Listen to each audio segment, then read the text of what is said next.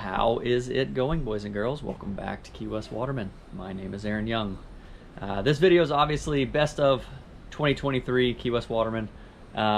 Before we dive into some of the footage, I wanted to just say real quick, a huge thanks to everyone for the continued support. I think we're in our 4th or 5th year of Key West Waterman, and I just can't believe how far we've come.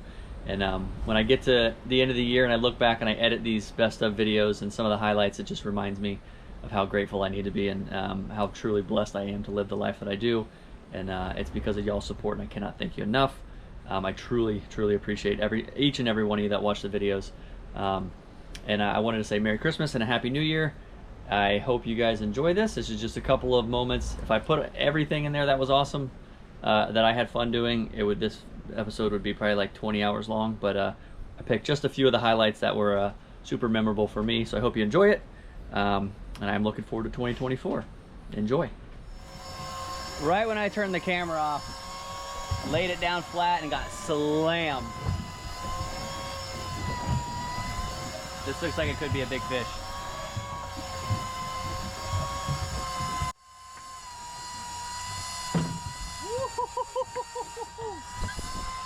It's a big fish.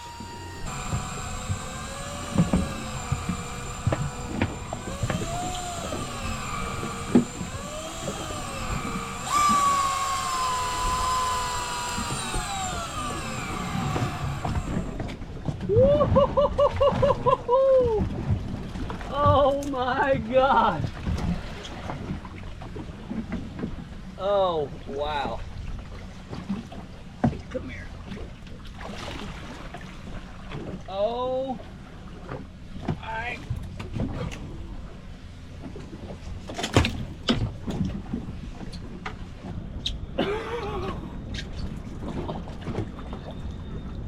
That is unbelievable. Speechless. This fish made the entire day. Wow.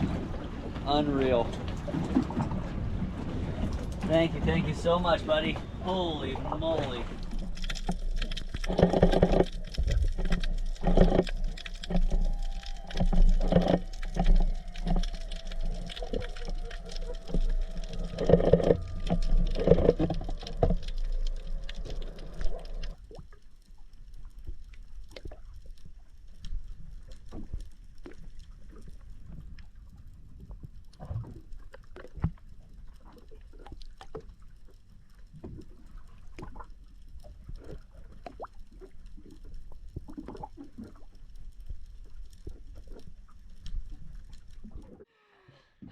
That was great. Oh, turn towards the boat. He's on. Turn towards the boat. Oh. Turn right towards the boat. Hit that button, Will. Hit the red button. Okay, hold it.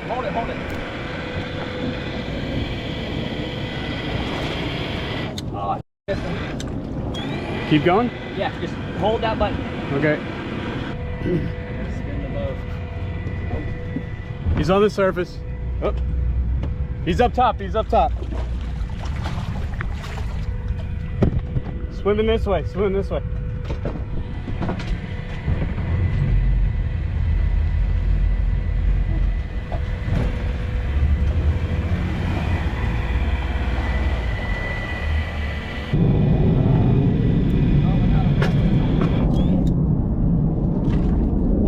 Got him. We do not deserve this fish.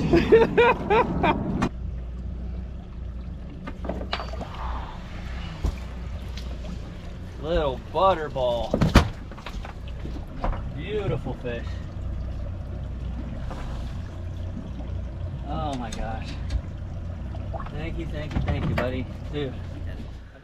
I'm just trying to calm myself down. One of the hardest dives you can make in spearfishing is to either retrieve a fish that you've already shot or to make a dive on a fish that you know is there and you're excited about. Obviously, big fish, your heart rate gets elevated, you get excited. That's natural. So you want to do your best to calm yourself down. I know it can be difficult. I've been doing it long enough that I'm pretty good at it. I can stay calm in relatively high stress situations. So I'm doing my best just to remain calm. And I want to, because I'm right-handed, my gun is in my right hand, I want this ledge when I approach it to be on my left. If I am left-handed and I approach it with the ledge on my left, it's going to be kind of wonky. You're not going to have as good of an angle. So if you're left-handed, the ledge needs to be on your right. If you're right-handed, the ledge needs to be on your left, if that makes sense. So coming down, ledge is on my left, guns in my right hand, flashlights in my left hand. I come around this corner. I'm expecting to see the fish somewhere, just not sure where. And right here, you can see the light comes on. I'm going to zoom in. You'll see the fish's face. A black grouper like this I know is going to spook if I give it more than a couple seconds. So I do my best to line up as quick as I can in a comfortable shot that I know is going to hold, and I just let it fly. Luckily, I hit this fish perfectly in the head. I didn't stone it, but it's a good holding shot. It happened very early in my dive. I'm at about 60, 65 feet, I think. Happened very early in my dive, so I am able to fight this fish and get him out of the ledge. It actually kind of kicks me up a little bit, which was kind of wild. I haven't done that before. Typically a fish like that, if you leave it down there, it's going to bend that shaft, wrap that line around 100 times, and you're going to have yourself a mess. So very grateful to even be able to harvest this fish, but to do it in one dive was more than ideal, and I couldn't be more pumped about it. Just an awesome fish. Right here. So we did a couple of drifts, and we ended up landing right on top of some fish. We had a couple of sketchy schools come in, couldn't get good shots on them. And later in the afternoon, 2 fish sneak up behind us. Come on. Dibs is right here, Madeline's right behind him, and Dibs just spotted Wahoo that are cruising in front of him. So they came in on my side first. I kind of backed off to try and get Madeline the shot. I'll be honest, I thought they were kind of on their way out and Madeline wasn't going to have a chance, so I went down to get the flasher and kind of missed the shot here, but I'm going to slow this down, and you can see her gun go. Very faintly you'll see the fish take off, and she put a shot in one and it stuck. You'll see the line on the surface start to take off here.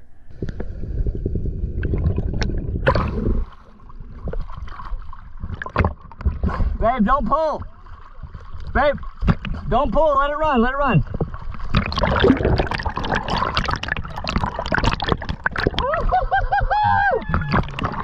We're not over yet. Watch out. The buoy's cooking. Follow it. Oh my gosh. Madeline's over there swimming with her arms. Here's the buoy. Is this Madeline's first Wahoo? Yes. Woohoo! These 2 days were not Madeline's first time trying for Wahoo. She's tried for Wahoo multiple times.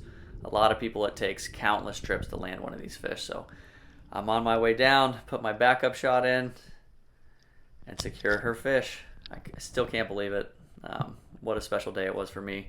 Doing this for a living, and to get to put my fiance on a fish that she's wanted for so long, it's truly a day I'll never forget, and I'll have this video to remember it forever.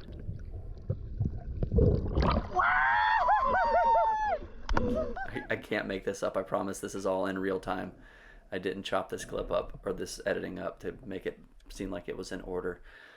So the snapper just to the bottom right of where my spear is pointing, it's about an 18-inch mangrove. Got a good sight on him, and I'm trying to just wait till he comes back around. And it decides it's going to dart out and come around back behind me, which is not uncommon. They do that quite a bit. But when it does this, it runs me into another fish that I didn't realize was even there because I was honed in on this snapper. So I'm going to pause this real quick. Look to the left. You'll see how tall this tail is compared to that snapper. I know the other one's a little further behind it, but look how tall the tail is. Far left of the screen and the size of this snapper. Now look in the bottom left of this snapper's jaw. You're going to see a little black dot. That is literally my jig that I lost 2 weeks ago when I hooked that fish. The video's a little blurry, but I saw it firsthand. It was without a doubt the same fish and my jig in its mouth. I could not believe it. Unfortunately, it darted. I never saw it again. I searched for it for a while, but I thought it was really cool to see that fish again. And we stumbled across this, I guess, a school of, we had a debate in an older video. I think these are Caribbean reef squid, some type of squid, I don't know. And I spent probably the better part of an hour trying to get one photo of them in focus. This is a little third-person clip that Lisa got, and I got one that was okay, but James got a really knockout photo. But it was wild. They were just very docile. They kind of let us get up close to them. This is one photo that I took that I was kind of proud of. Not a great background, but the detail and the focus of the squid was pretty cool, those colors. And the big guns moved in, and you'll see his photo shortly. Welcome back, boys and girls. We're outside of the water. So, I kid you not, I swam around with this school of, well, I think they're called Caribbean Reef squid. They're just some type of squid for probably 45 minutes, and I got a couple maybe mediocre shots, and I called James over. I was like, okay, I've harassed these things enough. Let's get James's big camera over here. James drops, was it like the second time? And these squids, like, I don't know whether they were mating or what they were doing right in front of his lens, and he showed me in the viewfinder. It's probably one of the craziest pictures I've ever seen in my entire life, so we'll make sure it's edited and whatnot before this episode goes out, and we'll throw it up on the screen. Just absolute magic.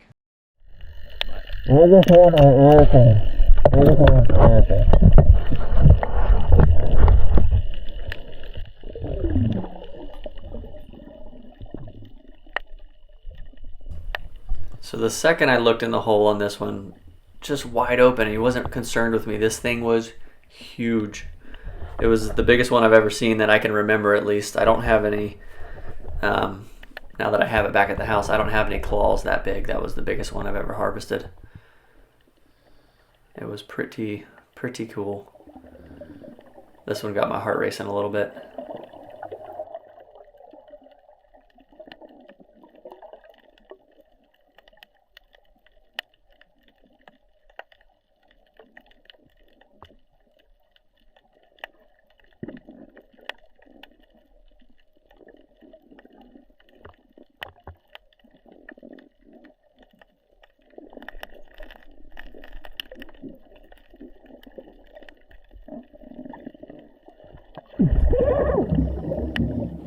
Thing looks like Mark Wahlberg. Just jacked.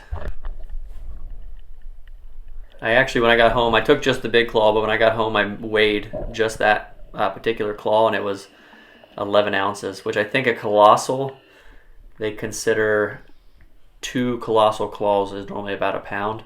So I don't know if there's a class over colossal, but like I said, that was definitely the biggest one I've ever caught.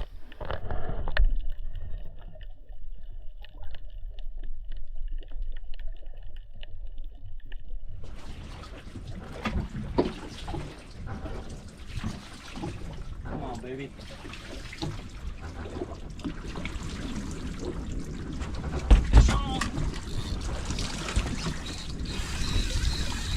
Woo-hoo-hoo-hoo.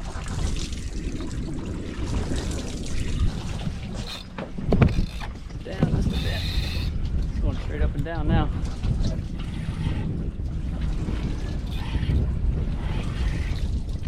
Oh, I don't know. I see a little bit of dark shimmer. Oh, fish on. See, spit that one out. Oh, nope, he's on.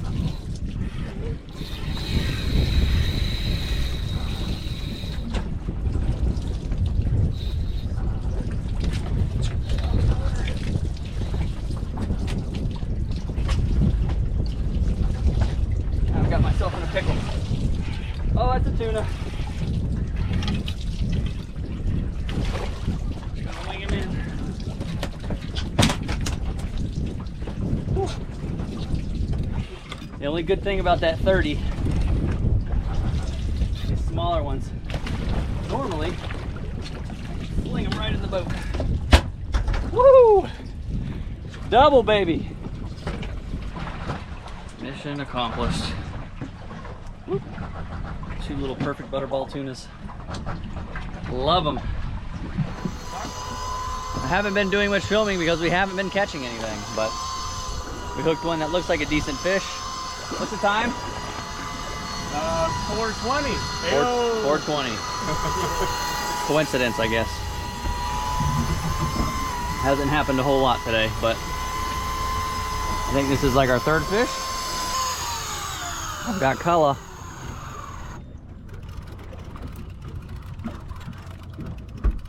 Oh, it's an Alfonzino. No! Oh, what? I have never caught one of these in my entire life. Check it off the list. Hold that thing up. First for all of us? Yeah. I've never even seen It's called one. an Alfonzino. That is literally the first one I've ever seen. That is awesome. So if you couldn't hear that whole conversation, James did a drop in that cave, saw one of the dog snappers that came out the other side when he was on his way up. I missed the front of the clip. He took a shot on it and it tore out, but it was one of the smaller ones. So it went back in the hole, kind of started everything up. So we gave it about 5 minutes just to let it clear. And I figured I'd do a drop with the light and see if there was anybody left in there.